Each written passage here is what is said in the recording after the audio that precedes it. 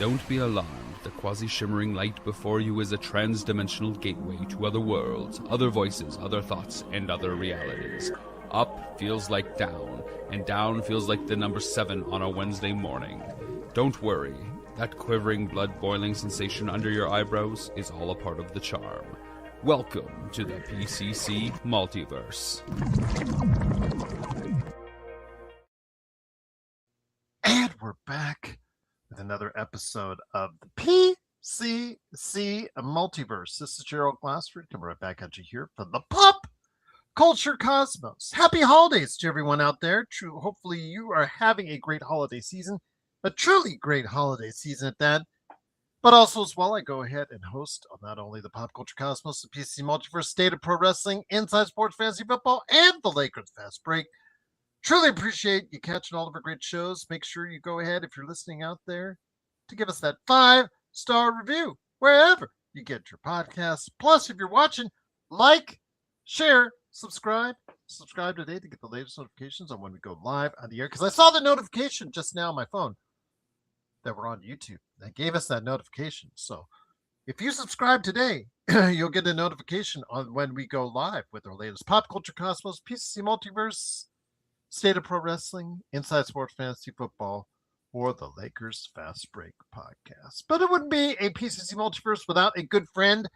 And since TJ and I have been missing each other on times, he's been busy here, I've been busy there, can't get together on certain times, but I will try to track him down before the Christmas holiday season, because I know this man is going to be busy, but he is a good man indeed. You know why he's going to be busy?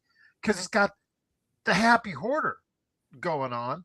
He's been selling a lot of collectibles, selling a lot of Christmas gifts. He's been happy hoarding away, and also as well, everything that he does with Humanican Media. He's got an esports team. The man does it all. It is, of course, Josh, the great Pederson. What's up, man? Oh, heck yeah. What's going on, man? How you doing? Doing okay. Today it's going to be a mixed emotions type show. I'm not going to tell you it's the usual bright, cheery, sunshiny show, but in order to give you the full gambit of pop culture news, we do have to go ahead and hit you with some heavy stuff, but also as well with some good stuff as well. And for the most part, it'll be good. But yeah, we do have to lead off here in a couple of minutes with something that really sad news that we have to go ahead and report that I'm sure a lot of people are already aware about, my friend. Yes. I know where we're going, man. So before we get into it, I did want to mention we are going to have our thoughts on the Game Awards, some of the announcements. How was it? The award winners, just some basic overview on that, plus the announcements of some new games on the way. Did we like it? Did we not like it? Was it worth watching? I know Jeff Keighley will throw all the millions of viewers out there, hundreds of millions of people watched, whatever. Was it worth it? We're going to go ahead and talk about that. Plus also as well, Fallout Season 2. It just dropped on Amazon, Episode 1. About, as we're recording this 27 minutes ago. So what's our thoughts heading into Fallout Season 2? We'll talk about that. As that show starts and that season starts, Welcome to Derry is coming to an end. We'll talk about that as far as HBO Max. We haven't had a chance to touch on it, but wanted to spend a couple minutes touching on it as well. The general reception behind it. Knives Out 3, that just showed up on Netflix this past weekend. I have a review for it. Avatar Fire and Ash hits this weekend, so we got to touch on that. And will it this time leave a cultural footprint with audiences? I will talk about a certain trailer that is going to be fronting Avatar Fire and Ash this weekend. That actually is already leaked out on the internet. And Josh has an MCU review of The Incredible Hulk as well. Josh, any thoughts before we get into it, my friend? No, let's get it started, man. Let's do this. Well, we're going to get it started on a somber note because, as you know, earlier this past week, fortunately, there was the horrific and tragic murder of Rob Reiner and his wife Michelle in the Hollywood area and thereabouts. Him being one of the most credible and outstanding directors of the past 40 years of cinema. He has some very notable claims. This is Spinal Tap, which revolutionized the mockumentary.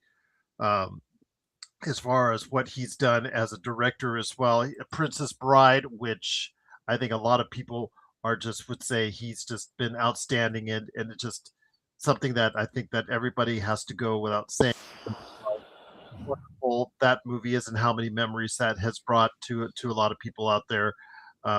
Just so many great films. Of course, Ghost of Mississippi, The American President, A Few Good Men. Can you handle the truth on that? Misery.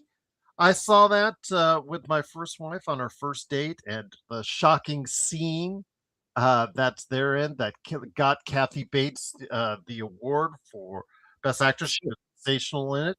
Or That's the one where she breaks the author's legs, right, in the bed. it's the one. Yes, Yeah. it was our first date with my first wife, and she immediately just grabbed me like no tomorrow. And yeah, they always say that don't take your dates on a first date to the movies. Well, I have to say maybe they're sadly mistaken on that. But maybe if it's Misery, but I won't even go down that road even more. When Harry Met Sally, as well, obviously that was a quintessential movie of the late '80s. That kind of brought in that style, like You Got Mail and those Nora Ephron movies as well, kind of in that mold. Right there, Stand By Me. How could you forget when you're going with a filmography of Rob Reiner's great films? How could you not forget Stand By Me and how important that was as far as to the mid '80s and how that developed so many people as far as their thoughts on what it was to grow up in adolescence and all that. But again, Spinal Tap, just truly an outstanding film in and of itself. Your thoughts, my friend, on the loss of Rob Reiner? Absolutely, just terrible, tragic. Um, it's gone all over the gambit as far as the words that have been spoken. And again, we don't try to go political on this show, so I won't go into it. Just a truly tragic time for Hollywood when one of its great directors is now gone away from its heart. Yeah, and we never condone negative comments about anybody. All right, so just leave it at that. But what's sad to me is that they keep talking about it was one of his sons, right? He had two sons. Yes, he has four. They have four kids in total, I believe, and one of the sons at this present time has been booked on charges of homicide at this point. Yeah, what's crazy is like we took journalism, right? Like that's our major, and there's all these people posting pictures of the wrong son. So this poor guy is probably walking around in public with people thinking that he's the one that allegedly murdered his parents, which is like it's sad too. But I mean, Rob Reiner was a legend, man. Like that guy was. I don't know what he's made recently, if anything, but well, Spinal Tap 2 came out just a few months ago, and that did not endear itself to audiences. Was that a Rob Reiner film, or did someone else do that? No, he did that because it brought him back not only in front of the camera as Marty DeBurgi, the fictional director of the documentary in the first place, but he was him directing behind the scenes for Spinal Tap 1 and 2. There is a Spinal Tap at Stonehenge, the final finale, which has been completed. It is ready to go. It was going to be showcased in 2026. That, because of the events now, has been put on hold in regards to what its future will be and when it will be released. But I just wanted to let you know he still had a live film of Spinal Tap in its final performance live that may or may not be shown at some point in time. But I just wanted to let you know that he still has one project left remaining on the queue. But that's of his most recent films. That's probably the one that people know of because it just recently happened. But most of the movies that really garnered him acclaim came in the 80s and 90s, where he just reeled off one great film after another.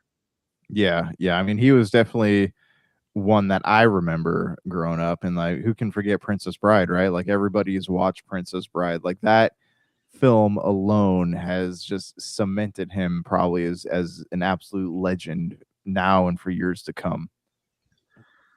Absolutely. So, I guess what you can say is it was a very somber day, and hearing the news and how tragic it was, and what happened, and everything behind it, and how it just the family dynamic in that family household has deteriorated to the point where it just, the events happened as it were. And we offer our condolences to the family of Rob Reiner and his wife Michelle. And again, if you have thoughts on Rob Reiner and his filmography, what memories of Rob Reiner's films do you have? Whether it was the Princess Bride, the Spinal Tap, A Few Good Men, American President, Ghost of Mississippi, Misery, When Harry Met Sally. I mean, he was able to transcend several different genres and do that all well. And as one of the preeminent directors of the 80s and 90s, I think that it goes without saying where his place in film history will be. Of course, his acting. He's acted in quite a few projects. We've mentioned Spinal Tap, but also he's most known for his part in All in the Family in the 70s, when it was the preeminent sitcom in all of America. So, again, just a really talented individual, gone too soon. And of course, as you know, the news outlets are still continuing to report on it as we speak. But if you have thoughts on the passing of Rob Reiner and his wife Michelle, please let us know your thoughts. popculturecosmos@yahoo.com. But there's more to talk about on today's show. Wanted to get through the tough part first. It's always best that we do that. Although this may be a little bit tougher for us, Josh, or almost as tough. I mean, obviously, when you're concerned the somber news of what happened to Rob Reiner, but the fallout for the Game Awards, depending on who you talk to, there's some pretty sour feelings. There's some pretty bad feelings, some pretty good feelings as well. Your thoughts on the Game Awards itself? It was almost a clean sweep in all the major awards for Expedition 33. Your thoughts on how well it performed? It earned many of the awards out there. Were you satisfied with the way that these awards were handed out? Again, for the Game Awards, people need to understand that even though Josh and I want to see it more from the Game Awards, from the awards aspect, we both realize that it is a 2 to 2.5 hour to 3 hour walking line of one commercial after another commercial after another commercial after trailer and trailer. The commercials are just like game trailers, and the game trailers are just like commercials. It's all one and the same. We understand that that's the priority for Jeff Keighley and not the awards. And the awards is just like this little facade, that they do it on. But we are there for both the major announcements and the news awards. But what did you think overall about the Game Awards, my friend? I mean, it was not.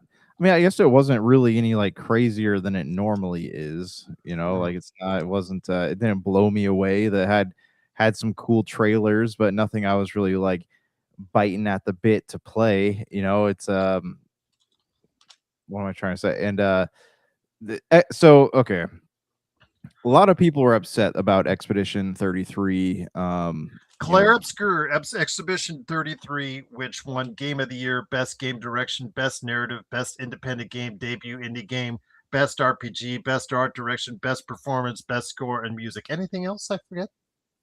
Yeah, I'm trying to scroll through the things. There's best. Yeah, you said Best RPG, Best.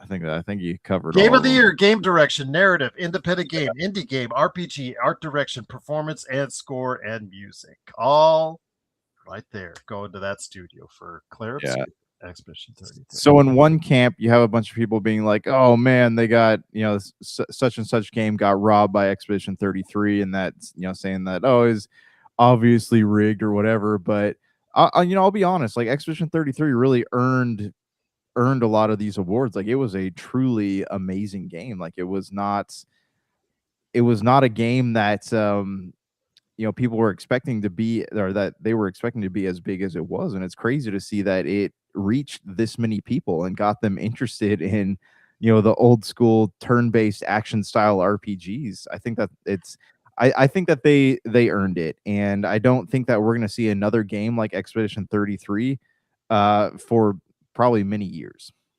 How do you equate, though, the success of Expedition 33 to something like, in that similar genre, something like Baldur's Gate 3, which, 2 years prior, also achieved as a turn-based game a huge amount of success? Now, that leads you into Divinity, which we'll talk about here, and I'm sure in a sec.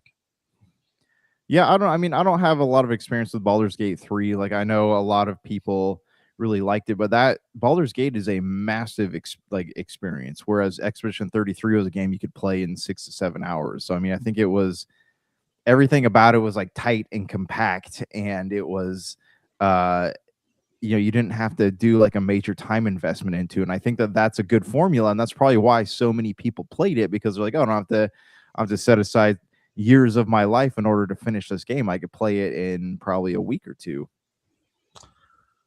Well, alongside that was the many announcements as far as games being announced during the course of the Game Awards. Latest releases, release dates, time frames, years when they're going to be, some of these games are going to be released. Your thoughts on the Game Awards as far as some of the things that were announced? Did you enjoy some of the announcements? I mean, there was no big, oh my gosh, like a preeminent title that I think that just like bowled over everyone. Yeah. But there was some good stuff there. I think for me, it was interesting. I'm going to say, from the director of Mass Effect, Casey Hudson, is coming a new Fate of the Old Republic Star Wars game. I found that the most interesting for me. But they also came back, speaking of Star Wars, another studio debuting as well a Star Wars racing game, which takes you back to the Star Wars racing games of old, if you know what I'm saying. Wouldn't it have been great, though, if they actually combined into one game with Fate of the Old Republic and the Star Wars racing game as well?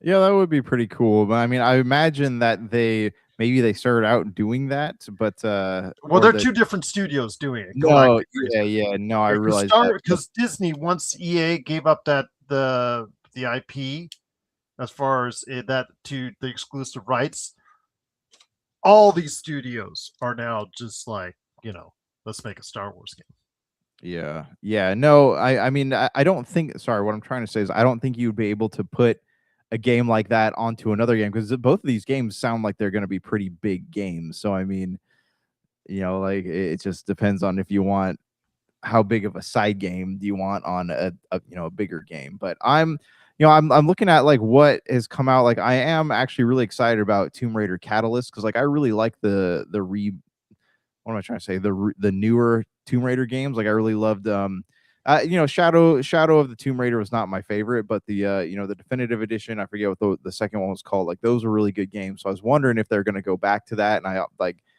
I think that they're really. Let me bring it to you like this, because Square Enix no longer has the rights to Crystal Dynamics, the studio that makes these Tomb Raider games. The Crystal Dynamics went off on its own. Amazon Studios is doing is working with Crystal Dynamics on, first off, a remake of one of the earlier Tomb Raider games, The Fate of Atlantis, I think it is. Legacy of it. Yeah. And that's coming out on 2026. And then, like you said, Tomb Raider Catalyst, which is supposed to be an even bigger game, like the ones that we saw in the previous decade that were made by Square Enix. But the question I have for you is, Square Enix dropped Crystal Dynamics and Tomb Raider based off of the sales of those previous games. No matter how much you and I like the first and the second one, didn't like the third one very much, and I played through it and finished it, didn't like it. But first and second ones were pretty darn good. I'll just like that, especially the second one. Your thoughts, though, my friend? If it didn't make money the first time around, after the people went gaga over that first one, what are your thoughts as far as how well it will do under the auspices of Crystal Dynamics working with Amazon?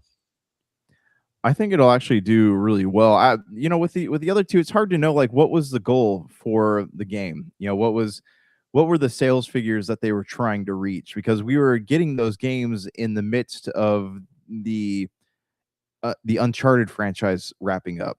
So it's like what you had to basically choose your Tomb Raider, you're an Uncharted person, but we haven't had any games in this style for a really long time, and I think it's a prime time for Tomb Raider Catalyst to come out and basically scratch that itch for everybody. I will say this: if the Tomb Raider TV series, conveniently on Amazon Prime, that's coming to Amazon Prime, does well, I think it will be something you and I will see a lot of uh, uh, good for. Like, for instance, Fallout. Fallout, I told you, debuts. It's actually 45 minutes ago. First episode just dropped for season 2. If the excitement continues for Fallout, when a new Fallout game comes, it will not get the same kind of reception that Fallout 76 got. I can guarantee you that. A lot of people will be excited for a new Fallout game. If this new Tomb Raider series does well, then the 2026 remake, the Atlantis game, and the 2027 Catalyst game, if it comes out on time, there will be a lot more excitement for that. And at least it gives it a better start, like it did in 2015 when that first one came out? Was it 2015 or earlier? Yeah, that's it. I mean, that one a lot of people were excited about. You and I were excited about that Tomb Raider that had not been dormant for over a decade, finally coming back out. That excitement will return if the TV series does well, my friend. Yeah, and I hope so. I hope that this is the beginning of more Tomb Raider games, because I actually really enjoy them, and I think there's a lot of backstory to Lara Croft that could be told, that didn't get a chance to get told very well with like the original pixelated games, and especially like the older movies. So I'm very much looking forward to this game.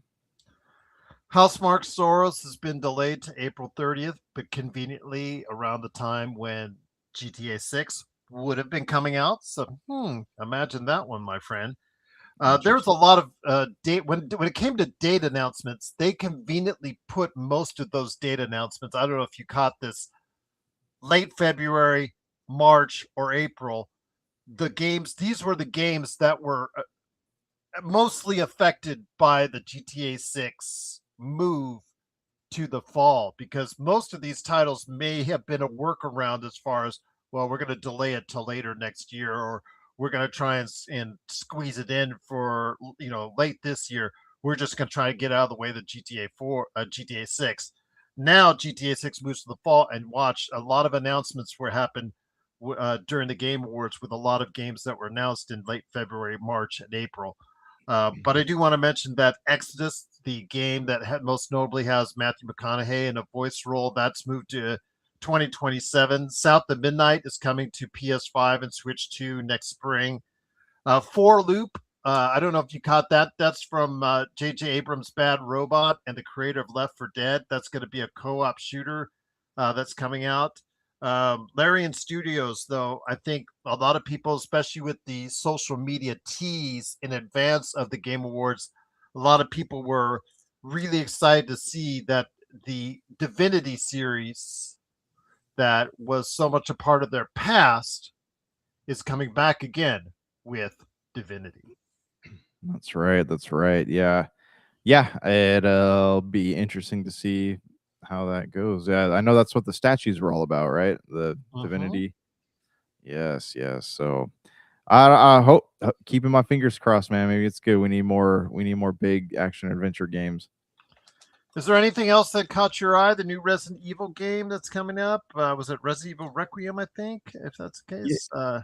We've seen a lot of that. Control Resonant is one that we have not. Yes. That was the premiere for that one. So I'm still, trying to finish the last one, which I need to do, because I need to finally play Alan Wake 2. But it'll be interesting to see how they further build out this universe and continue all this connected tissue that they've put together. JSJ, if you check it out, it's right there. It's right there.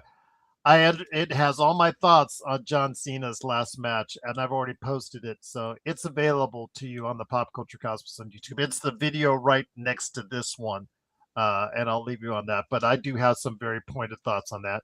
And JSJ said, "Why is Amazon releasing one episode per week? Should release all their episodes at once." For what? For Fallout? It's funny because Fallout is going back to the old school broadcast. It's going to the broadcast. I didn't know that. That's dumb. Yeah, it's going broadcast networks one by one. So I mean, Pluribus on Apple TV. Nobody's making a big deal about that one going one episode per week. My friend, I don't understand. How do we make you happy? Because people complained about if it was all a binge all at once. People complained about if now it's groups like the way Stranger Things is doing it in bulk, in chunks.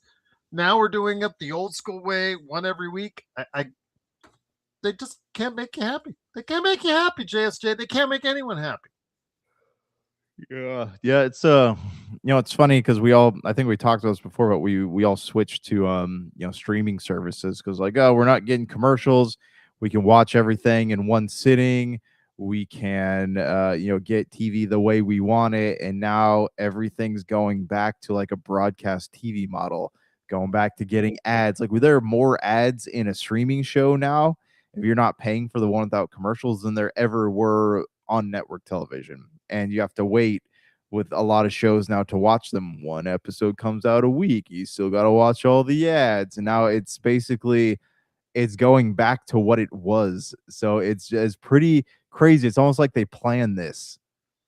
Almost like they planned this.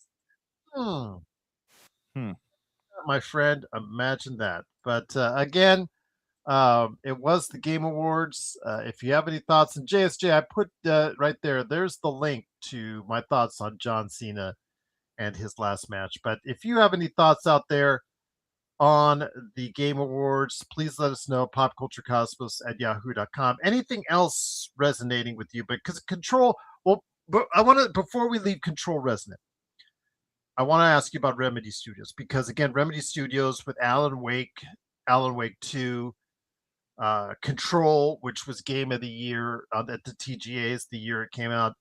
It seems to be a very much, how should I put this?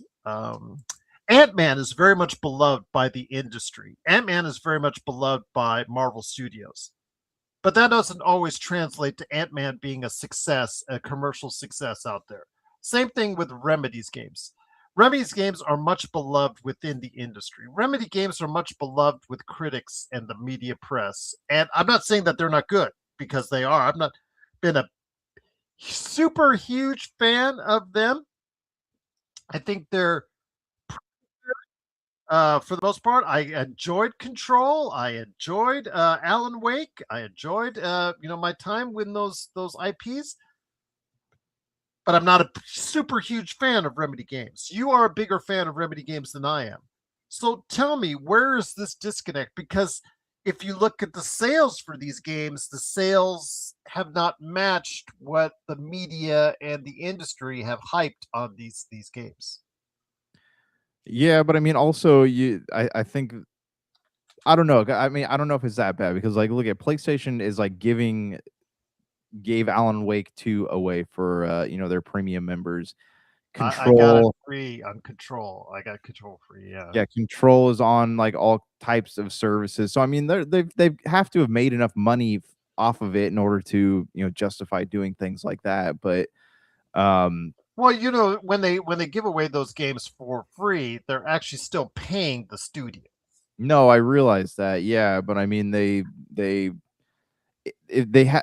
What am I trying to say? They have to. They're paying them a rate at some point in time. I don't know what the discounted rate is that they're paying them for doing so, because they're not just doing this for gratis. I mean, they go to Remedy Studios and they say, you know what, PlayStation or Epic or whoever.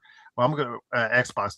We're going to run this for free, but we're going to go ahead and pay you, let's say $12, $14, $17 for every person that downloads it. So just wanted to let you know.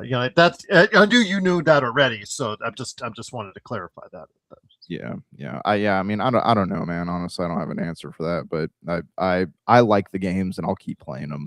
No, I like them too. I like them too. I just think they're good, but they're not game of the year like Control was. Yeah.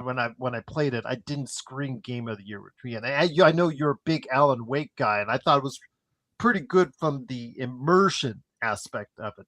The gameplay kind of left me wanting more, if that makes any sense. Yeah. I mean, yeah. I mean, I guess we're in a King Arthur situation here because like I thought it was Oh like no, the no, first. this is not King Arthur. I agree with you. We're both on the same ship. I'm just not as far as with you on that ship. That's what Yeah, I'm saying. You think they're great. I think they're very good or good. Does that yeah. make sense? Yeah, Hmm. King Arthur, we're like, you're over there on that continent and I'm on. Yeah, right.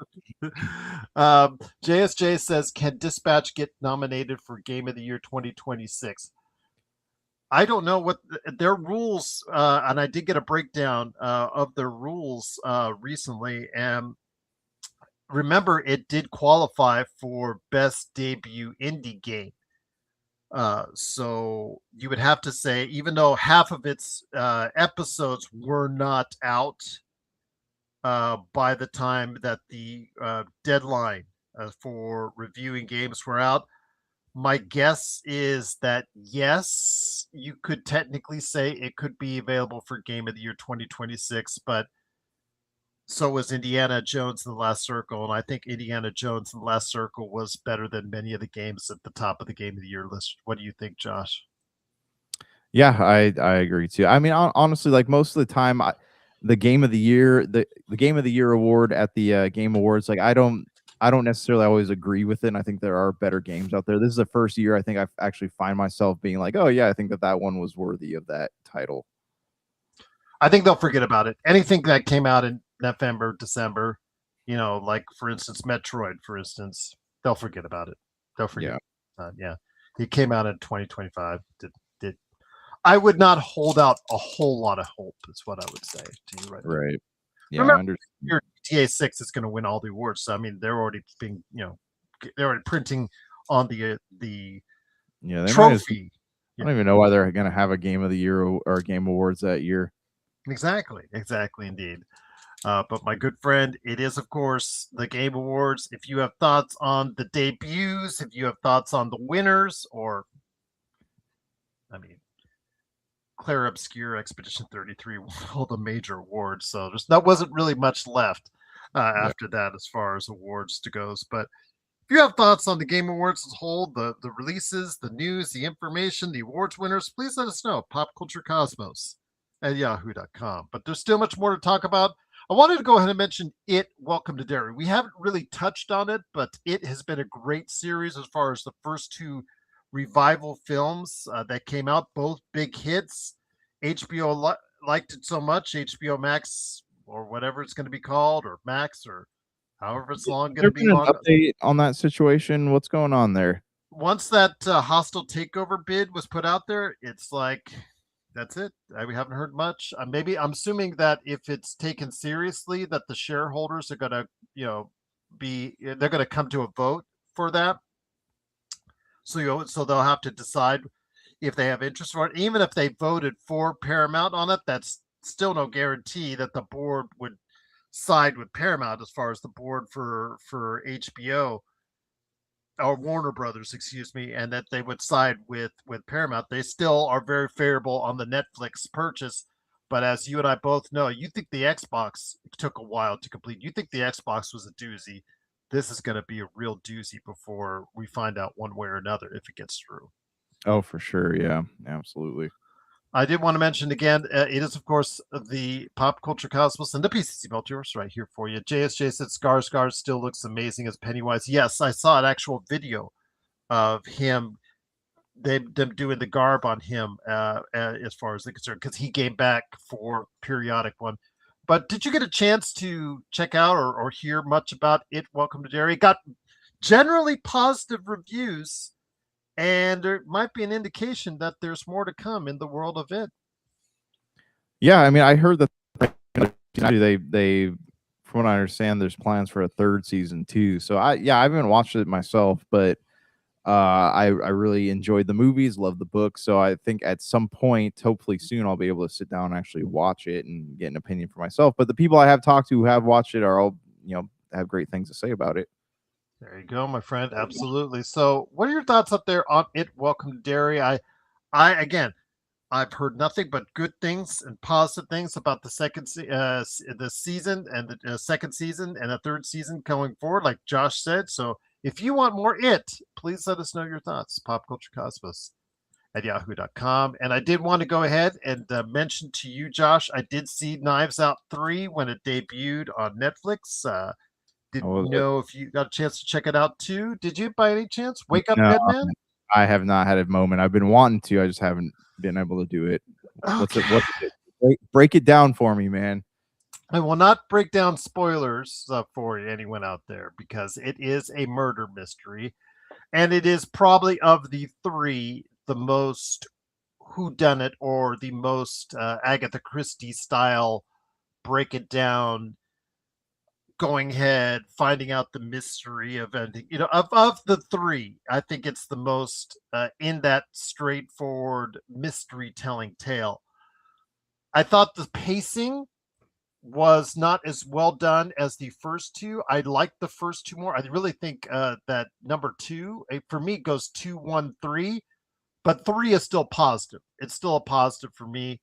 It leans into heavy religious themes and political themes. So if you are not comfortable, or if you had enough of political stuff or religious stuff, as far as being, bombarded on you, if in your opinion, this may not be the film for you because it is heavily embroidered with it, but it is a performance piece, Josh. And I want you to take note of exactly who's in this movie and who does well in this movie, because there's some really, really good acting. I want to make note that Josh Brolin is way over the top on this one, but it's in a good way as Monsignor Jefferson Wicks. I also want to note to you, Josh O'Connor. Great name, Josh, right there for you. Because I don't know if you saw earlier today, as this show is being recorded, but Steven Spielberg's latest movie that's coming out in late June of next year, scheduled as of right now, Disclosure Day, that came out. I'm intrigued. He is a great part of that movie as well. So look, Josh O'Connor could be that next big hot name that people see out there in Hollywood, but he plays one of the main cast members from Father Judd, is what he's in the movie as, and he does a really solid job. Daniel Craig is just, he enjoys this character. He enjoys Benoit Blanc. You could tell.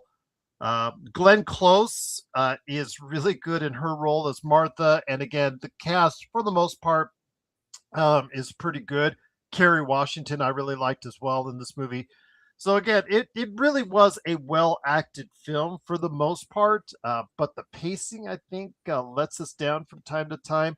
But the way it gets around to finally solving the mystery, for the most part, is pretty good. There's a little thing at the end that you're like, huh? Why did Benoit Blanc do that? And then it's revealed in the next scene why he did what he did, as far as how what the murders happen and how it's portrayed. And you're like, huh? Why did he do that? Oh, I see why. Okay, all right. I'm not sure I agree with it, but okay, I see why. All right, okay. So it is what it is. I thought it was a solid movie. Again, I put of the three, I think it is number 3 on the list, but it's still I give it a thumbs up, my friend. Okay. Yeah, I'm gonna watch it. Because I remember the second one, the first one I thought was really great. The second one got, a little weird. Not, it was strange. It was a strange movie. So like and I think that's why it appealed to me. But I one or two, if you say one is your favorite, I won't argue with you on that. Yeah. So I don't know. I mean, right now, this, as far as like the stepping stone goes, 1 is the best, 2 was not my favorite. So I'm hoping that 3, gets me closer to where I was feeling with 1, but we'll see. But again, if you're not into political or religious themes, you're going to get a heavy dose of it in this one. So you be prepared. But otherwise, like I said, it's just a little pacing issues for me. I just think that this I could have been better paced. But outside of that, I thought this was an okay movie. And again, it eventually got you where you needed to go, and ultimately, that's good enough for me. Yeah. Well, good, man. I'll watch it. I got some things I need to try to finish before the year's up. I want to watch a couple more 2025 things in 2025. Speaking of 2025 things in 2025, I did tell you that I saw F1 when it hit Apple TV, also conveniently on the same day that Knives Out did. So tell us all your yeah. thoughts. Let's hear them. Oh, you heard them already. JSJ says he's got his tickets to Avatar. Enjoy, my friend. I may or may not see that. I still got to watch the second one because I'm not a huge Avatar fan. Like my friend director Rob McCallum has always said, Avatar does not leave that cultural footprint. And maybe I was just traumatized by when I went to Disney World and I had to stand there in line for 3 hours listening to Avatar noises and themes, so waiting for the ride. But maybe that's just why. But I'll watch. If I'm gonna go see the third one, I'll see the second one too. I like Stephen Lang, by the way, as a character, so I may just see it for that. But F1, beautiful movie. It is on the short list.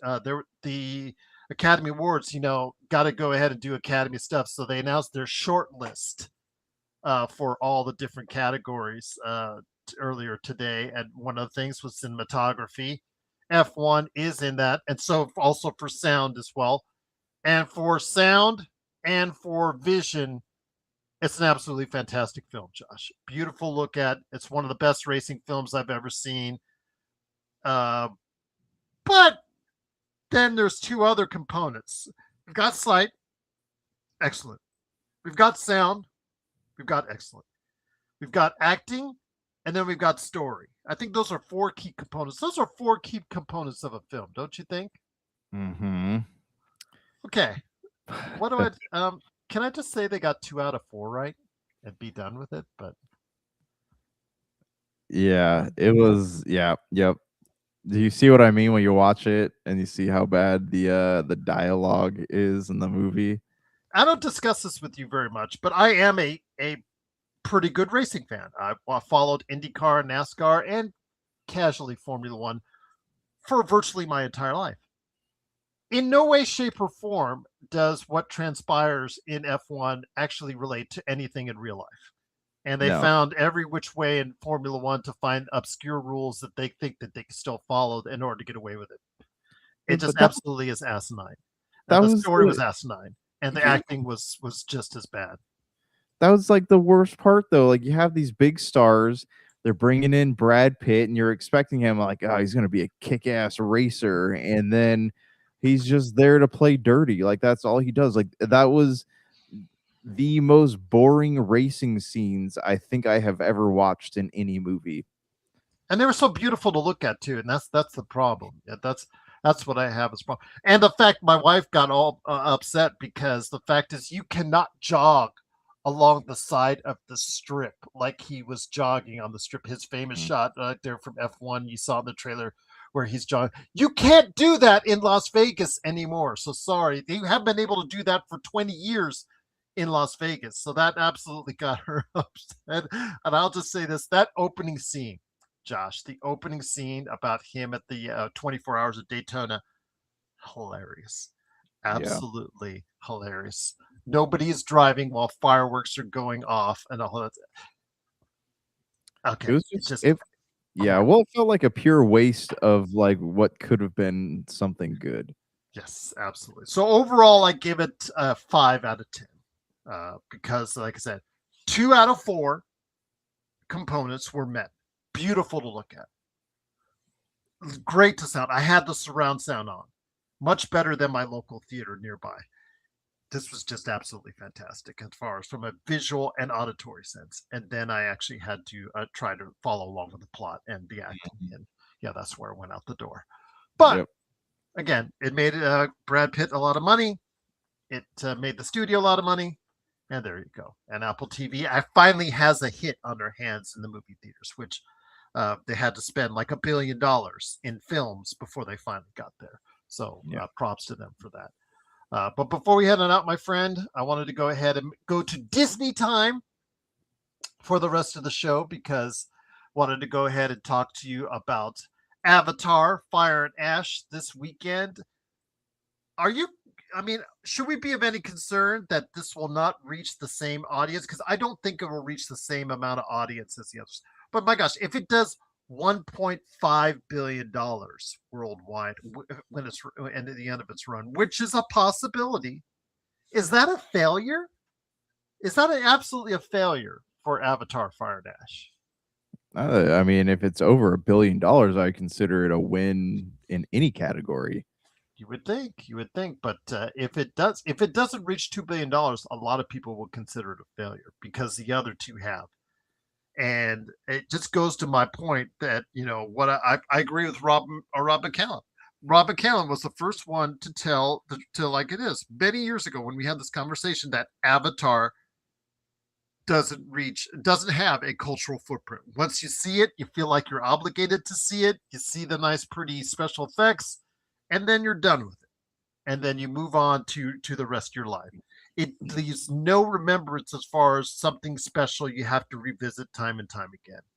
And for me with Avatar, it's just like, okay, the special effects are fantastic, but in the day and age of 2025, everybody else may have caught up. Yeah. So okay, the first one had a decent story, right? Like, had a decent story. We got to see some cool things. There was some depth to the characters, but then the movie followed the formula, right? You had the introduction, you had the climbing action, climax, falling action, resolution, and then we ended up with Avatar 2, which basically took the first one and did it again. But this time the themes, instead of Jake Sully discovering Pandora, it was Jake Sully raising a family, and then, oh, what do you know? The humans are back and we're gonna have a fight again. And that's kind of what this one looks like again, except the humans are teaming up with the fire people, and then there's gonna be another fight again. Like, it doesn't feel, and I truly believe that a lot of these publications out there that have already like preemptively given this movie like 9s and 10s, I think that either they're on the payroll of somebody, or they just like don't, their opinions just don't count on what makes a movie good anymore. Because, and who knows, this movie might be great, it might be great, but it is, just the fact that it was nominated for an award before it even came out, like, it just makes me really question like what is happening with Hollywood. Metacritic score on it right now is 61, so a lot of people are just going So, yeah, but there is a lot of 8s. There's some 9s. IGN gave it a 9, and then Slash Film gave it a perfect 10. So there is some divisiveness as far as what people think about this film. And again, if it doesn't break the $2 billion barrier, is Disney going to be dissatisfied with it? Is it going to be perceived as a failure? Because I think that's a very real possibility that it only grosses about $1.5 billion. I wouldn't think that's a failure, but compared to the other two films, you might have to say it might be. Our standards are clearly different from what everybody else's are. And I wonder if, as we go to the other thing with Box Office Mojo, when they go, I wonder if they'll go back and forth on the worldwide numbers for that, just like they do our old friend. Which went down again. Demon Slayer went down again. Like, what in the world? It's gone down to 664. Last time we spoke, it was in the 700s, and now it's back down to 664.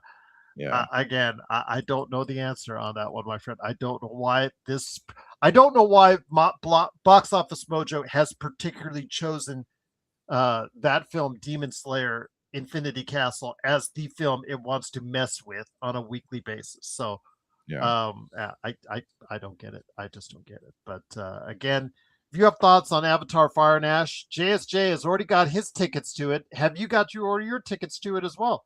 Please let us know, popculturecosmos at yahoo.com. But before we head it out, my friend, in front of the Avatar Fire and Ash is widely expected to be, if you sit down and watch it, the first Doomsday, Avengers Doomsday trailer. And the first one, with all reports that are out there, I've only seen bits and pieces, and it seems to be Captain America, right after the events of Avengers Endgame back in the 1940s or 19, just after he clears everything up, going into his home, showing his family life, showing him with his child, showing him right there with his beautiful, I'm assuming, wife at that point in time, just showing it all domesticated. But again, it also goes to black and says Steve Rogers will return in Avengers Doomsday after he was quoted, like you said, in saying that he wasn't going to return to the Marvel. Yeah, it's interesting because like I've been looking, frantically searching for these trailers, and I don't know what's AI and what's not. Like maybe this is misdirection. You and JSJ both, my friend. But I mean that would be awesome because I would love to see Chris Evans back in the role of Captain America. But I thought that they were pretty set on having Sam Wilson, take that role. So I don't know. We'll see, man. I am excited. I know by probably, yeah, you're right. Probably by the time, Thursday rolls around, that we will have seen on the internet some form of the Avengers Doomsday trailer. But I don't know what to expect because I literally know nothing about this movie, man. I know what actors are probably going to be in it, but I don't know anything about what the story is going to entail. And I think that that's like the most exciting part, right? Because when Endgame and Infinity War came out, we had an idea of what was going to happen. We knew that there was something involving the Infinity Stones and Thanos, but we really have nothing here in regards to Doomsday or Secret Wars. I'll say this to you, like I said, told my youngest daughter, who is not the huge Marvel fan, but we keep dragging her all to all these Marvel films because she wanted to understand why that he is coming back. Simple, cold, hard dollars. Because I went to Box Office Mojo last night and I showed her. I said, I said to my daughter, just like I'd say to you, Josh, when you go to Box Office Mojo, where are the 3 Marvel films that came out this year? Where are they ranked worldwide? Well, if you look at them, they're ranked outside of the top 10. I'll give you a little clue on that one because you'll see right there that they're in worldwide. They've all 3 underperformed at the box office. This is a goal to bring back the Russo brothers. This is a goal to bring back Robert Downey. This is a goal to bring back all your favorite characters to try and spice up the Marvel universe, because after years of trying to escape the original Avengers, I think they realized that money-wise, it may be financially in their best interest to go right back in. Yeah, I mean, I at this point, like I think that that's the only path forward for the MCU. People don't Right care there. about Right there. people don't care about all these new heroes. They want the heroes that they know and love. They want Robert Downey Jr. They want Chris Evans and Chris Hemsworth. They want all those guys to come back because nobody, like, as we've seen, right? Nobody cares about sorry, this sounds mean, but like there's no interest in the Sam Wilson Captain America. There's no interest in Miss Marvel. There's no interest in a lot of these heroes that have shown up in this universe except for Spider-Man. But it just makes you wonder, like, when these what are they going to do after this? What's next? Is the MCU officially dead after Secret Wars happens? Because at that point, I don't think they're all going to come back. I think this is going to be like, okay, well, we did this thing, and now it's time to put this behind us for good. So you'll be able to see that. And also, it's been heavily rumored that they're going to showcase 4 different trailers in the coming days for Avengers Doomsday, with the next one being Thor. So as they come out and as they roll out, we'll keep you updated. I wish we could show you that, but we'd be copyrighted and blacked out by Disney before you can say Disney. So we can't do that right now. So we'd like to stay on the air. But if you have thoughts on the new Avengers Doomsday trailer or Avatar Fire and Ash and how well it will do at the box office, please let us know your thoughts. Popculturecosmos@yahoo.com. And before we head it out, my friend, speaking of the MCU, it is time for an MCU review with our latest victim being the Incredible Hulk, my friend. Okay, so this movie was good. I liked it. It's not my favorite. I don't go back and go like, oh, I want to watch Incredible Hulk. I thought Edward Norton was a great Hulk. I mean, I still stand by the notion that I would have loved to see him doing what Mark Ruffalo was doing, but I don't know. Like, I don't know if the issue was Edward Norton or it was the contract with Universal or the pay or whatever. But like, it would have been cool to see Edward Norton continue to play the Hulk, in my opinion. Wow, over Ruffalo? I think so. But I mean, I think that they're also two very different types of Hulks. I think Ruffalo's more of a comedic Hulk, whereas Edward Norton's is a more like a serious, emotional version of the Hulk. So I guess it just depends. It would have been interesting to see his take. I'm not saying that I would rather see it. I'm just saying it would have been interesting to see that. One of the best Stan Lee cameos in that film, by the way, as well. Oh, absolutely. Yeah, where this stuff drops on the bottle. But yeah, the movie is good. The movie is good, and they had that Robert Downey Jr. cameo in the end when he's talking to General Ross, and that was kind of the only thing that connected it, because outside of that, what am I trying to say? Outside of that that connection that they had, that post-credit scene, this movie can kind of stand on its own without actually being connected to the MCU. So what do we got next, my friend? Again, Incredible Hulk. I agree with you, although I'm going to give a shout out to Eric Bana. Of the three Hulks, Eric Bana, Edward Norton, and Mark Ruffalo, I like all three. I don't think any of the three have done a bad job at it, but would you kill me if I said Eric Bana is probably the favorite by? No, absolutely not. I thought Eric Bana was a great Hulk. I just thought that he was handed a very crappy script. Yes, he was. Yes, he was. And it's so funny how in Captain America: Brave New World they took elements from the previous, both I believe previous Hulk films, and they took elements from each. And combined them as part of what went on in Captain America: Brave New World. So, you could take that for what it's worth. But my friend, what's next on the list for the MCU review?